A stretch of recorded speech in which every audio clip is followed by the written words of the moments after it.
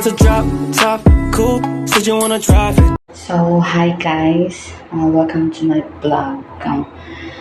Kaka-vlog ko lang. Ngayon lang ako ng vlog kasi wala sila dito. Oo, nasa Hong Kong na tayo. At ito, idea ko lang to sa mga paparating dito, papunta dito, lalo na pag walang budget talaga. Kasi magdala kayo ng mga personal needs ninyo. Yung like, yung gamot, yung mga personal needs like shampoo, kahit mga maliliit lang na ml habang hindi pa kayo nakakabili. Kasi alam nyo, dollar dito guys, tapos hindi pa natin alam kung anong magiging, anong mapupuntahan natin ng mga amo, kung magbibigay ba sila o hindi.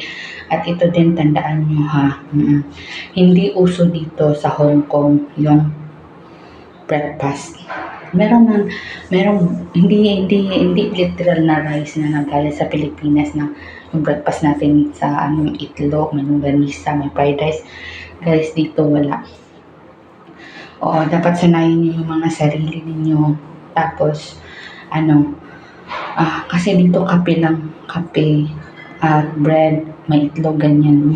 Ito yung breakfast natin kasi yung mga amo dito, nag-noodles, rice noodles sa kanila, ibihon sa atin. Oo, dapat nyo sanayin yung mga sarili ninyo. Magdala kayo ng mga biskuit ninyo. Oo. Pwede yan, basta naka-check-in, hindi sa hand carry ninyo. Kasi need nyo yan dito, kasi pag nagutom kayo, oras na magutom kayo, while nagtatrabaho kayo, may madudukot kayo. At ito din, ipalalagay nila yan sa kusina nila. Magtago kayo, huwag kayong magsabi na may biscuit kayo sa bag ninyo para pag gabi, pag nagutom kayo, kakain kayo. Huwag niyong sabihin sa kanila na meron kayo.